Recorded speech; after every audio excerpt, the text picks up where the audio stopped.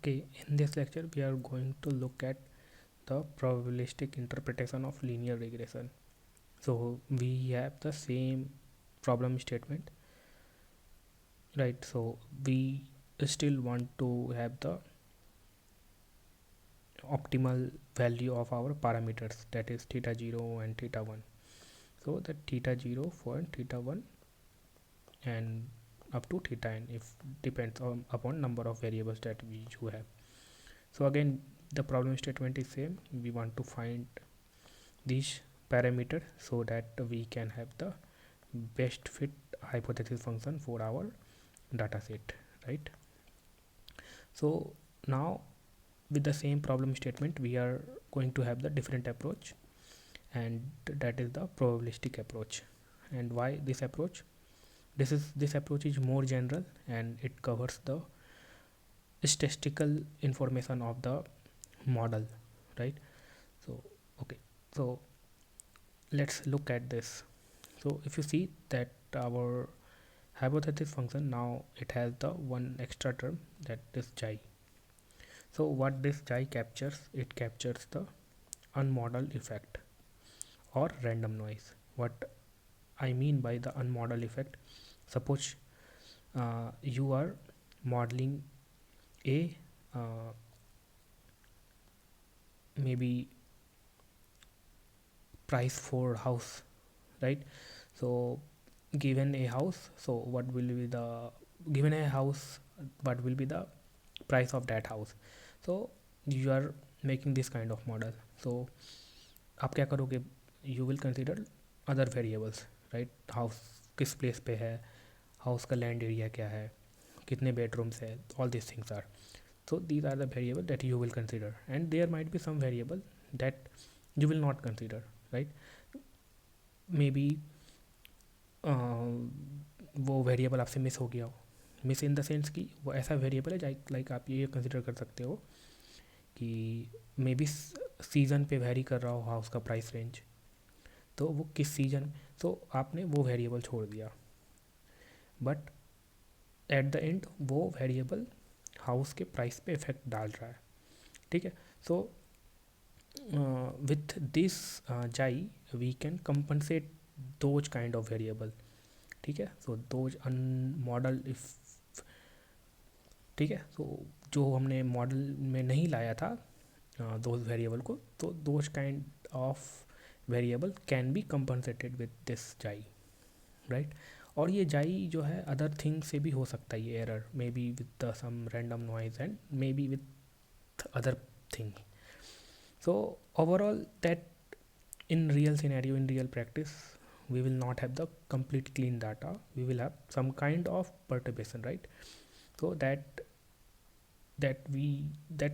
anyhow, it is good idea to have some kind of margin, right?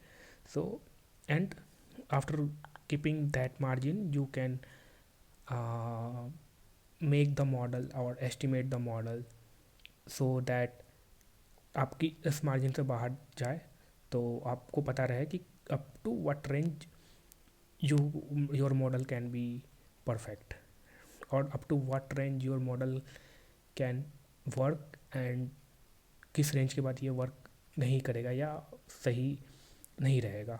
सही नहीं रहेगा in the sense कि जो अप्रोप्रिएट एस्टिमेट करना चाहिए था वो नहीं करेगा, ठीक है? तो अब ओवरऑल ये देखो, ये जो जाई है आपका, ये नॉट ए नॉर्मल वेरिएबल, ठीक है? ये नॉर्मल वेरिएबल नहीं है because it has some kind of randomness. इसके पास जो भी इनपुट आ रहे हैं इस जाई के पास, that is not a deterministic way, right? You cannot predict. So overall point is that you will have to approach the some kind of probabilistic approach, or because here you cannot determine the exact thing, right? So what we will do, that we consider this chi, and this chi we can take it as the random variable, and it has the distribution as a Gaussian distribution with zero mean and sigma variance, right? So why we are doing this, why we are taking the Gaussian distribution, not the other distribution? we can take it the other distribution too, but why this Gaussian distribution? क्योंकि ये Gaussian distribution most of the problems में fit बैठता है, ठीक है। मतलब most of the problem को अगर आप मैप करिएगा तो मोस्ट ऑफ द प्रॉब्लम का जो फिट है वो गॉसियन डिस्ट्रीब्यूशन ही है। तो for this we will take the Gaussian distribution with zero mean and the sigma square as a variance. So अगर आप इस तो आपका जो प्रोबेबिलिटी डेंसिटी फंक्शन होगा वो ये होगा for this chi, right? Now if you draw this, so here it will be your error that we are calling it as xi, and this is how it will look like now, okay, and the mean will be at 0, right? so थोड़ा इसको समझते हैं। यहाँ पे आप ये देखो कि आप इधर जाओगे तो आपका एरर बढ़ रहा है, इधर जाओगे तो भी एरर बढ़ रहा है, ठीक। तो मोस्ट ऑफ द एरर जो है, आप किधर इस साइड भी जाओ उस साइड भी जाओ एरर बढ़ रहा है। और एक चीज़ देखो, आप जो नंबर्स ऑफ सैंपल होंगे वो ज़्यादा कहाँ पे रहेंगे, वो आपको इस एरिया में रहेंगे, ठीक है, मीन के अराउंड। और जैसे जैसे आप मीन से दूर जाओगे नंबर ऑफ सैंपल जो है वो कम होंगे। क्यों? क्योंकि आप देखो यहाँ पे जो है हाइट क्या है, सबसे ज़्यादा है। तो जैसे कि आप हिस्टोग्राम वगैरह ड्रॉ करते हो तो ये क्या बताता है, ये हाइट जो है वो फ्रीक्वेंसी बताता है कि कितने नंबर ऑफ सैंपल्स है, right. So around the mean position the number of samples is higher, and आप जैसे जैसे इस मीन से दूर जाते हो वो आपका क्या हो रहा है, सैंपल कम हो जा रहे हैं। तो इससे यहाँ पे क्या पता चल रहा है ना कि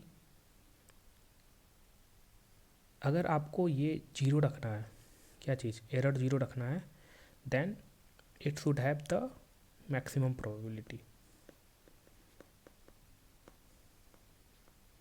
जो सैंपल का प्रोबेबिलिटी है, अगर आपको उसको लेस एरर है that then you will have to keep at the mean position, right. So इस पॉइंट को आप ध्यान में रखो, ये आगे काम आने वाला है, ठीक है।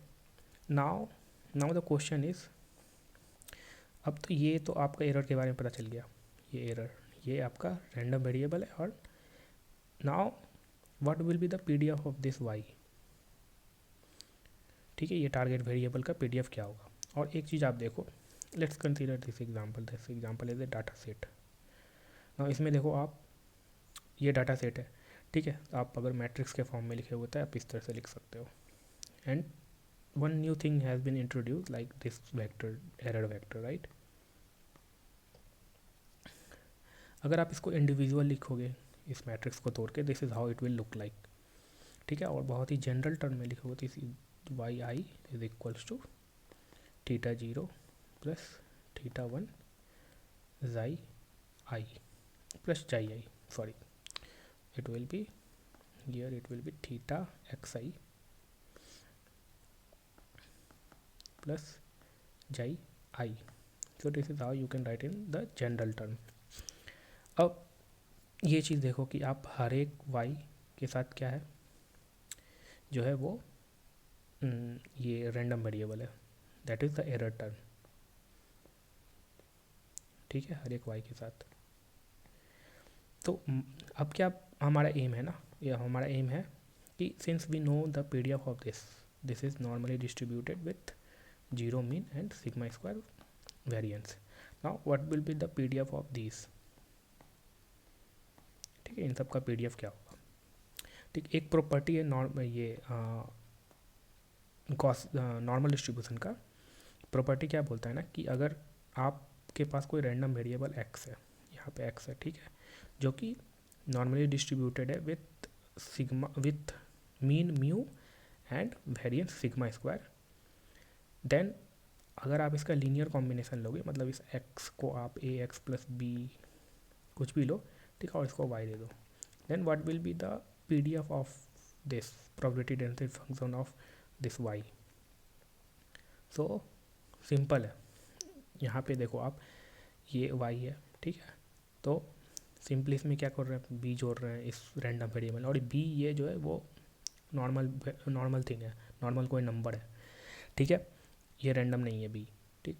तो अब ये जो डेंसिटी फंक्शन होगा y का, उसमें क्या होगा, सिंपली यहाँ पे ये आप देखो, ये जो मीन है वो b से शिफ्ट हो जाएगा। पहले मीन कितना था, यहाँ पे देखो आप, पहले मीन x का जो मीन था वो कितना था, वो म्यू था यहाँ पे, ना y यहाँ पे म्यू, ना y का अगर आप PDF ड्रॉ करोगे तो इसका मीन थोड़ा शिफ्ट हो जाएगा, and it will be somewhere here b plus mu, ठीक है। तो ये प्रॉपर्टी आप ध्यान में रख सकते हो, ठीक है। नाउ अगर आप ये देखो, इस चीज़ को देखो,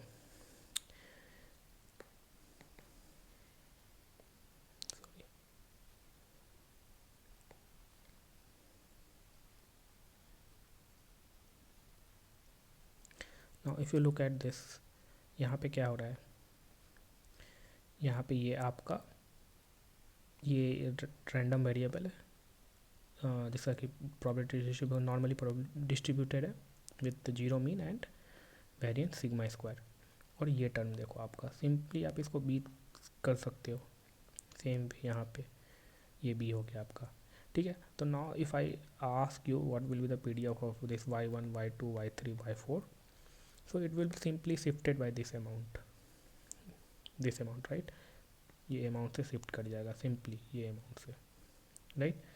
सो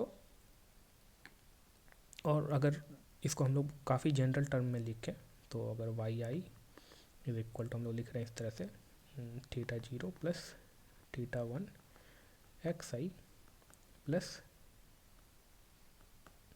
एरर टर्म। तो अब जो इसका, और एक चीज़ आपको ध्यान देना, क्या ये जो हर एक y है, ईच y है किसी ना किसी क्रॉसपॉन्डिंग x के, ठीक है, ये x है, यहाँ ये x है, ये x है। तो अब जो इसका प्रोबेबिलिटी डेंसिटी फंक्शन लिखेंगे, that will be in terms of conditional, like y given x, so y1 given x1 इस तरह से, y2 given x2, same way y3 given x3 इस तरह से, ठीक है। So I have already summarized here, okay.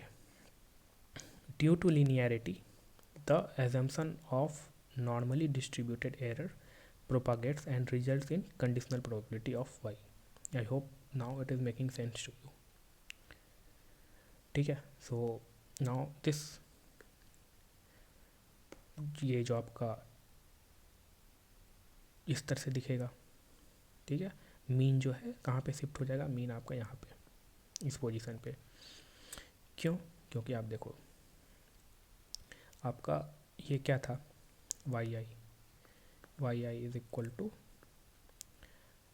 Theta transpose x i plus xi i, ठीक है।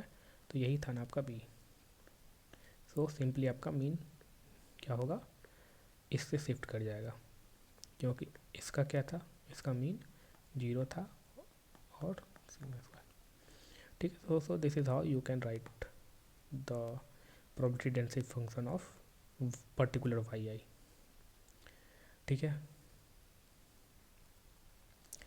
ओके। नाउ अभी क्वेश्चन हमारा रिमेन सेम हो गया, अभी तो सिर्फ हमने समझा कि ये जाई क्या था, और ये कैसे हम लोग इस प्रॉब्लम को कन्वर्ट किए इन टर्म्स ऑफ प्रोबेबिलिटी और distribution, probability distribution, right. Now question अभी भी आपको वहीं का वहीं ये धड़ा पड़ा है। क्वेश्चन क्या है कि how we can estimate this theta, right. So और एक चीज़ आप ये ध्यान देना यहाँ पे कि जैसे जैसे एरर बढ़ेगा प्रोबेबिलिटी जो है वो कम होते जाएगा, ये चीज़ यहाँ पे देखो, इस अगर इस सैम्पल का पूछे तो यहाँ पे,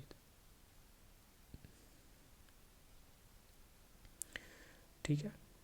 ओके नाउ ये देखो, ये थोड़ा मैंने इससे पहले मुझे एक चीज़ और दिखाना था आपको यहाँ पे, ठीक है। अगर एक पर्टिकुलर वाई को हम खींचे, ड्रॉ करें, इसका पीडीएफ को कैसे ड्रॉ होगा, कहाँ पे होगा वो, मान लो कि ये इस तरह से रहेगा, इसका नॉर्मली डिस्ट्रीब्यूटेड, एंड मीन कहाँ पे होगा आपका, इस लोकेशन पे, ठीक है।